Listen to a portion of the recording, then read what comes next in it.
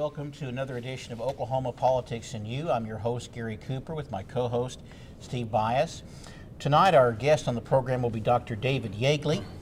Dr. Yeagley has written regular columns for Front Page Magazine, which is the internet news journal of David Horowitz. He has appeared on national television and radio, and his articles have also appeared in several newspapers in the country. Dr. Yeagley is on the Young America's Foundation speakers list and speaks at colleges and universities. He holds bachelor's and master's degrees from several universities and a doctorate of musical arts. He has taught at Oklahoma State University, Oklahoma City University, the University of Central Oklahoma, and also here at OU. He has written a number of scholarly research papers and book-length manuscripts, as well as epic poetry and fiction. He is a portrait artist, a classically trained pianist, composer, and lyricist, and as I'm sure he's proud to declare, he's a direct descendant of Bad Eagle, head man of an Antelope Comanche band, and is an enrolled member of the Comanche tribe. Welcome, Dr. Yeagley. How are you? I'm just fine. I appreciate your coming on the show. What I wanted us to start off on, if you can, you've recently written an article about this. The Cherokee Nation recently had a vote, from what I understand, an overwhelming vote, both in terms of turnout and in terms of the results of that, to essentially declare that medical benefits which the tribe offers to its members must only go to those members who can actually prove Indian ancestry. And evidently that's caused some controversy with some in the state legislature. Can you brief us a little bit about what the issue was and kind of what you had to say about that? Well, historically speaking, many Cherokee people were wealthy enough to own slaves. And at issue was the tribal membership of about 2,800 African American people that had lived with, been part of the Cherokee Nation for a long time. And it seems that in 1868 that the Cherokee Nation had allowed them to be treated as equals within the nation since they lived in Cherokee territory. They weren't declared Indian. This is something people misunderstand. They were never part of the Cherokee Indian people. They were given rights because they lived on Cherokee land. And for one reason or another, and I suppose that Chad Smith would have to be asked ultimately what the reason was. The nation had a vote, and they decided that these people were no longer qualified to receive the same rights and benefits that Cherokee people did. And I think they billed it as a question of sovereignty, that each nation has the right to determine who its members are. And the Cherokee Nation decided that it was going to exercise that right and declare these people are no longer citizens. These people are not citizens, and they never were Indian, but now we're not going to consider them citizens. I think, given the givens in the world today, each nation ought to consider that as either exemplary or anathema. It has to be one or the other. If a nation doesn't have a right to declare who its citizens are and are not, then the whole concept of nation has to be revisited. So essentially then, the descendants, obviously not the original folks who would have been back in Right. state, but the descendants of those blacks who had been receiving benefits of the tribe, though not declared citizens, would no longer receive those medical benefits. They would be exclusively reserved for those who were in fact actual Indian descendants Yes. of the tribe. Yes. Now, the practical effect of that would mean what? Does that mean that people are thrown out in the cold? Does that mean that someone's going to starve to death? What was the practical effect it had, and why do you think that some of the black members of the state legislature were upset about this? Well, if the Cherokees aren't going to pay the bills for these people, who is? It's just going to be another 2,800 people on public welfare. Mm-hmm. It's just more fingers in the pie as far as black people are concerned. And the title of my front page article was "When Blacks Reject Blacks." And I made the point that it seemed to me that the members of the Black Caucus were basically saying, we don't want you. You got a free ticket where you are. You stay there. You're Indian. You're basically you're not black. And I dramatized it a bit, but it was a case of where they wanted them to identify with a different race. If you could be something other than black, please do us a favor and be something other than black. Well, that does bring up a point here, and of course this is in the news a lot, this whole issue with the whole thing with Don Imus and the comments that terribly horrible things he did say on his radio show.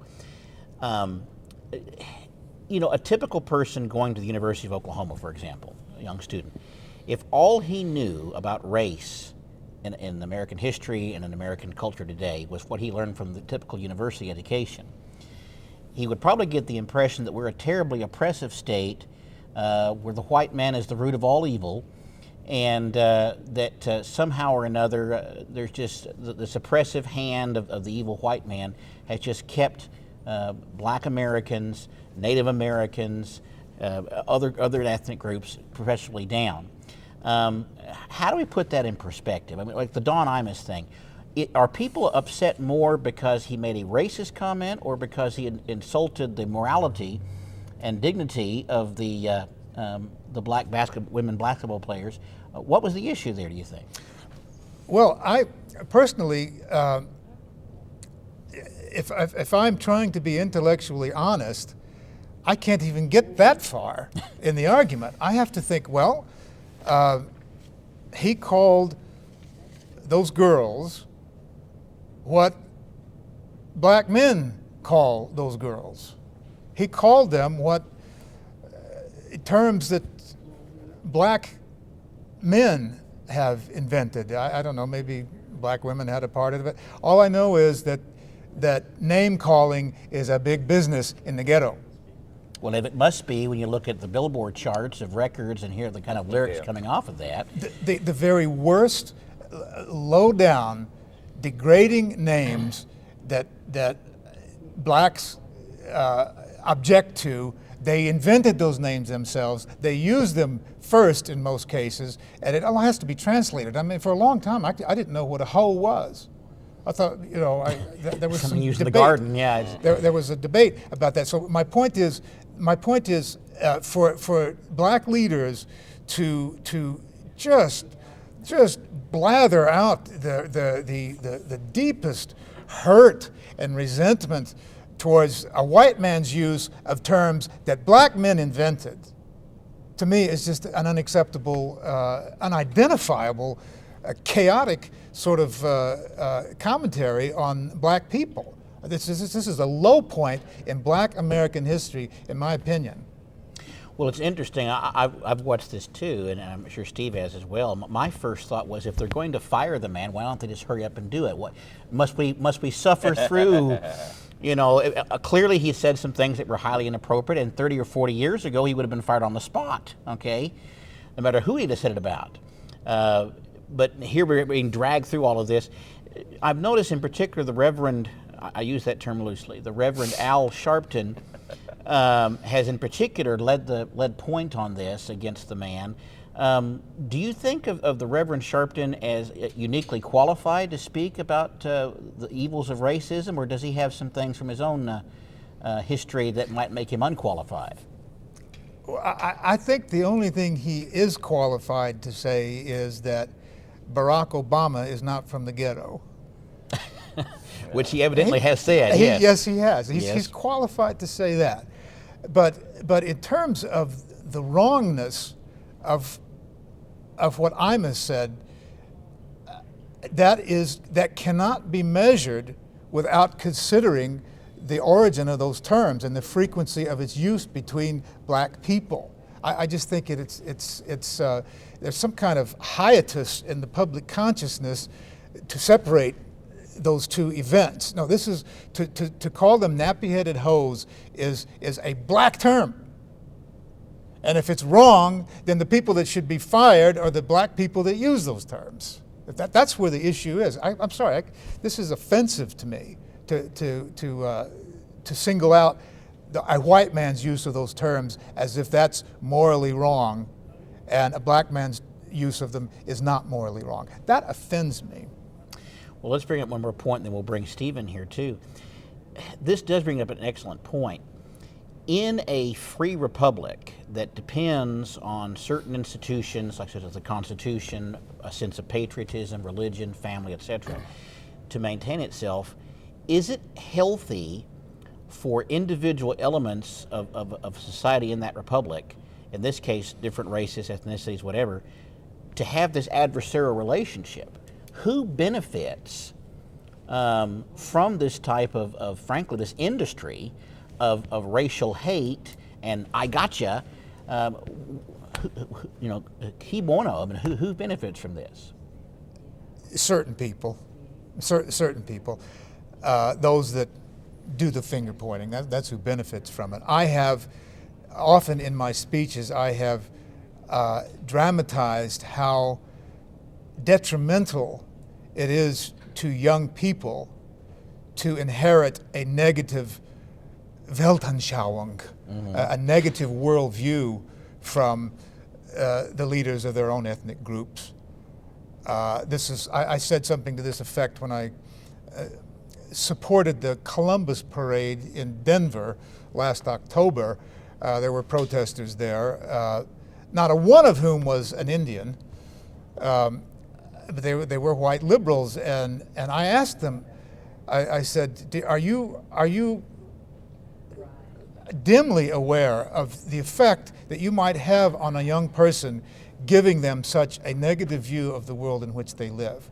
You destroy the most basic aspirations, ambitions, just the excitement, the joie de vivre that a natural teenager has and wants to be guided into positive things. To give a negative view in an official way from the leadership of your people, whether they're Spanish, whether they're Indian, or whether they're black, I just think that's criminal. It's absolutely criminal. Steve?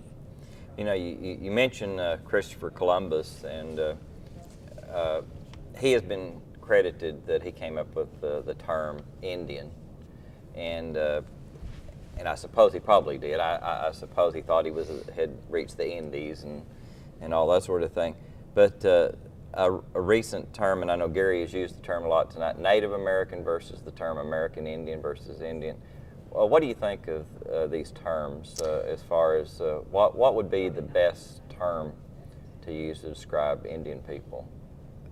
Well, the tradition is, since the white-Indian relationships occurred, is Indian, and American Indian specifically.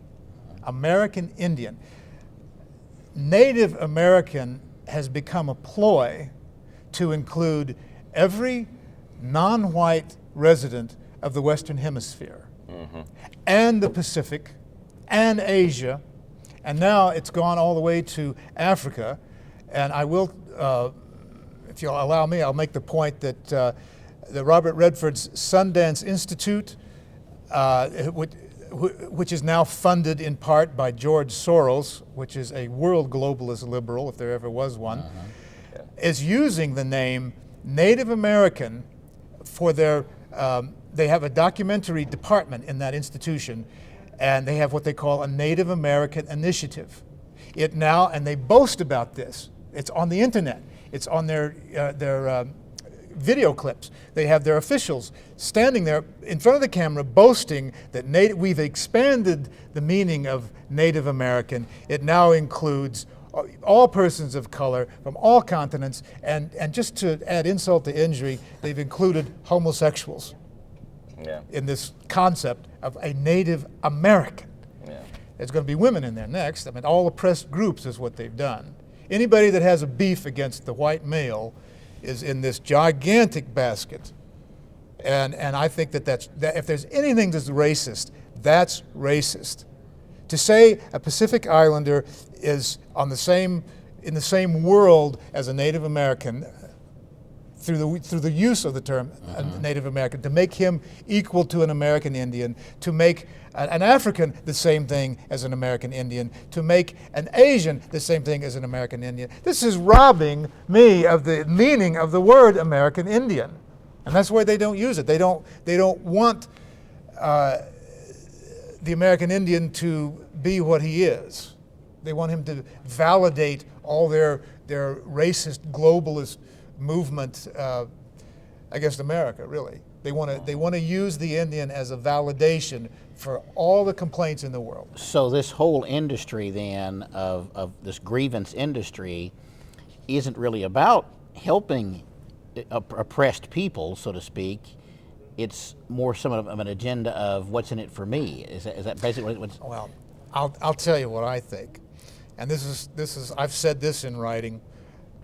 The throne is a white throne. It's the great white throne, I've called it on my own website. White people, white Europeans created that throne. Who runs the world? Who created the modern world that we're living in? It wasn't the Swahili. It's a white throne. I see white people vying for which white person is going to sit on that throne. And I look at liberalism as nothing more than an attempt to gain power to get on that throne. The liberals didn't create the throne. What we call conservatives, these kinds of principles, is what created the throne. The only way the liberals can get on there is to stir up all the darkies in the world into some gigantic attack on the throne, but it's still going to be a white man on the throne. Yeah. Well, you bring up a good point there, because I remember the old American Indian movement back in the 70s, the old AIM movement, Russell Means and some other involved. And it was interesting how little Indian blood many of these individuals had. Well, they were funded by the same people that created the Black Panthers, and these were all white liberal commies. I mean, just out and out commies in those days. And they created AIM because they saw right away that if anybody has a valid complaint against America, it's the Indian. Well, it seems like I've read a lot of history, and it seemed like American Indians are often portrayed by liberals, in a very condescending, almost paternalistic view in their writing of history. Like, these are people that are they almost like they can't take care of themselves unless these white liberals come in and help them and that sort of thing. And I've always wondered how they made it for centuries until the white liberals came from Europe, to take care of them. But what do you think about the way Indians are portrayed in the history books? It's always seemed like it's in a relationship with the country, people that came from Europe and that sort of thing. Well, I think that what has happened is that the reality of Indian nationhood, the Cherokee, the Comanche, the Paiute, the Sioux, different languages, different religions, who did not unite, did not see themselves as a race. This has been overlooked, and the idea that we are a race, pick that up from the white man. That's not the way Indians thought in those days, and a lot of Indians still don't think that way. But let me say this: that the fact that the white man, once here, once established, and once growing, the white man knew that he outnumbered the Indian. He knew that he had better weapons. He knew that the whole land was going to be his. Now, it cost him. It cost him plenty. It cost him a lot of lives, many lives, and a lot of blood. But he was willing to pay for it. He knew that he could do it. But something about the Indian, his encounter, the white man's encounter with the Indian, was so glorious and so memorable and so honorable that it looks to me that the white man chose the Indian as his mascot of the entire nation. It looks like to me that when he puts the Indian head on all of his buildings, on his money, every other river, mountain, stream, and state, it's got an Indian name. It looks like to me that the Indian meant something to the white man, very, very profoundly. And what I can't figure out is why these Indians want to go around taking all of this down. The mascots. No people, no conquering people in the history of the world has ever made the conquered people its emblem of honor. The Army and the Navy, these people use Indian names to this day for weapons, for battalions. It's beyond a token. It's beyond a token. It's deeper than that. Osceola at the mascot of the Florida State Seminoles, I think, is the greatest mascot in college football. I mean, I just spoke there last week at the University, Florida State University. They got their whole tribe is behind them. That school, they got lucky. That tribe, the chief said when they told him they were going to take it down, he said, "Over my dead body." Yeah. They value that. Well, we've got about 3 or 4 minutes here. Steve, did you have any last questions you wanted to? Well, just one more. You're a descendant of Bad Eagle. Tell me about Bad Eagle briefly. Bad Eagle lived from 1839 to 1909, and he was early as a young man. He was captured by the Spanish army. He was on a raid. That's what the Indians did in those days. And he was captured. He was taken to Mexico. He was adopted by a Mexican military captain and given the name Cruz Portillo. This is all on records. His name is on record. His Indian name is on record. His Spanish name is on record. He later returned to the Comanches, and I consider this a compliment to America, because even though he had a professional life in Mexico as a reconnaissance officer in the Army, he saw that what was happening up here for Indians was going to be better than what was going to happen in Mexico for him. So he came back to the Comanches, became a leader of a band or of a clan, an extended family, and then I must say he helped the government, the American government, round up the last of the free Comanches. And Comanches have never forgiven our family for that, but it was foresight. It was foresight. He led them to Palo Duro Canyon, where the last of Quanah Parker and his group, the Quijada. See, Bad Eagle was a Quijada also. He led them there because he knew everything about them. Because if they didn't come into the fort, they were not going to survive the winter. There was no more buffalo to hunt. He could see the future, and so he contributed to the change of the Comanche people into the new world, and that is my inheritance. I have to live with that. Well, with the remaining 2 minutes that we've got here, Dr. Yeagley, as a proud member of the Comanche, as a proud American, something that your website makes it very clear in your speeches that you're very proud to be an American. Tell us, if you can, your perspective as a Comanche, as an American, why you're proud, despite all the stuff we're told about what happened to your nation, the Comanches, what happened to everything else. Why are you proud to be an American? There's an American flag behind us. There's an American flag on this table. I think white people need to understand that this is our mascot. You'll never go to a powwow where you won't see American Indian veterans walking in with the flag, with a color guard. That's what happens at powwows. It has a mystique to it. It has power. It's an intuitive sense of power. This is power. I'm carrying it in my hand. It's a kind of a visceral respect for that flag that every kid should have. It should be taught to have as a child. I like great things. It's a warrior thing. I was asked that before. If somebody whips you, the warrior's response is, how did you do that? What did you do? How did you get stronger than me? That's what I want to know. You can cry forever. That's not going to make you stronger. We've got less than a minute here, but I appreciate Dr. Yeagley you coming on. I'm sure Steve does too. Hope to have you again on our program sometime. It's been very interesting. I'd be happy I feel to. like we just scratched the surface. They just scratched the surface. Well, thank you again, and we'll see you next time on another edition of Oklahoma Politics and You.